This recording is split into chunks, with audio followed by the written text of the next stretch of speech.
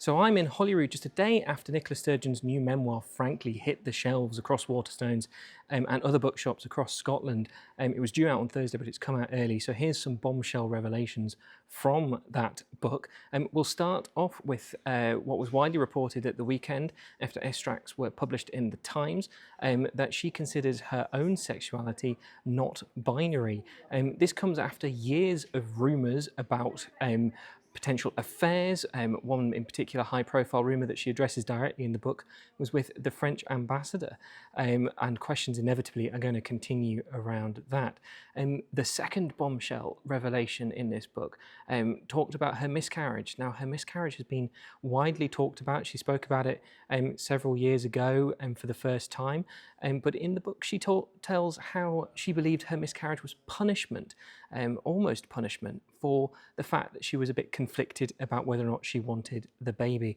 And she speaks very openly in the book about the fact that she invited Peter Murrell, her husband at the time, into a toilet to watch them flush down their baby in the toilet. A really harrowing read in that part of the book. The third bombshell of the book is absolutely the fact that she escaped to the northeast shortly after being arrested by the police in June 2023. She tells about how she basically stayed with a friend in the northeast after being arrested in order to hide from the media.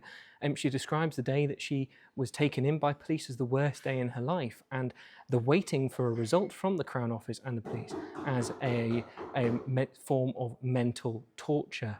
Number four is absolutely the idea that Alex Salmond, the former First Minister of Scotland, did not even read the white paper which was the SNP's blueprint for independence. That was released back in November 2013, and Nicola Sturgeon claims in the book that Mr. Salmond just went on a trade mission to China instead of reading any of the detail in that book. That'll wind up some unionists, absolutely, given how crucial and critical that document was for the SNP's argument for independence.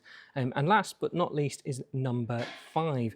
Number five is probably the fact that when Nicola Sturgeon visited the Queen in Balmoral in 2018, the Queen allegedly immediately asked about the ongoing sexual assault scandal involving Alex Salmond.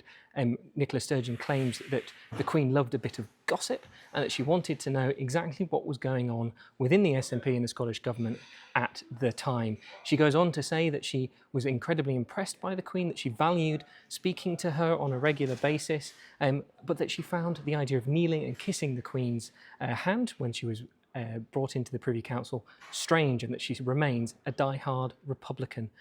So that's everything.